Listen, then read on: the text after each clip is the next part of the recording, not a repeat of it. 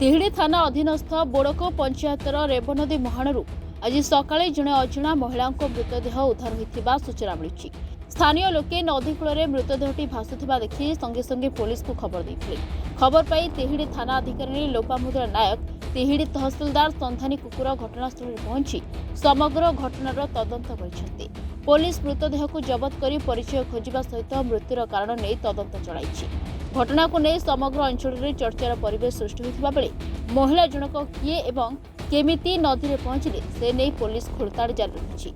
आज सकाळे तिहिड़ी आईआईसी गोटे खबर मिलला जड़े अजणा महिला मृत शरीर पड़ी आम रेव नदी कूल बड़ विलेज पाखे से आसिक देखिले जे महिला जनक जो मुस्तफा अच्छा शरीरटा को शाढ़ी उपरे बेडसीट उपरे पॉलिथिन गुड़ाई पड़ी से संगे संगे तुरंत देले एग्जीक्यूटिव मजिस्ट्रेट और साइंटिफिक टीम खबर देवार से घटनास्थल में पहुंचती एवं बर्तमान इनक्वेस्ट चली सदर सामल एक सरपंच बड़क यहाँ अभावन घटना माने ये तो आम कहीं जान ये कौटिका लोक कि कौन आम जान कि 5:30 बेले मुझे खबर पाइल जे गोटे डेड बॉडी अच्छी बोली या पूर्व भी गोटे अननोन डेड बॉडी भी ये भाषुला छापी सारी बेले तेणुक मुझे सांगे सांगे मैडम को जनइली। मैडम भी तुरंत गाड़ी माने गाड़ी पठे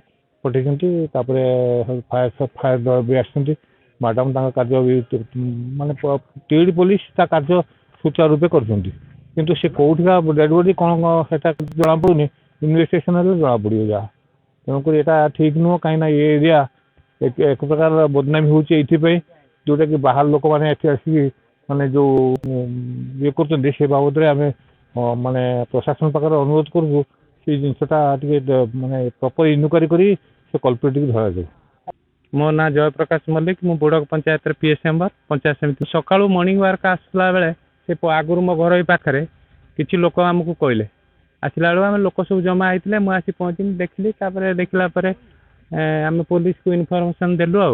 आम जहाँ भावुँ यहाँ मर्डर भाया आमको माने आनुमानिक आम अनुमान करुचु शबर परिचय आम किसी जापारनु मैडम आसिक देखुं आम भी किसी जापारनु यही कथा बारंबार मु सार को या पूर्व थे कही आम रास्त आमर निश्चिदिनिया जीवा रास्ता ये बहुत लोक आसी यही लाइन में बस मद फद पीती एक भी आम फोन करी मैडम को कहूँ जदि सार को थे बहुत लोक संध्या बेले आसी एठी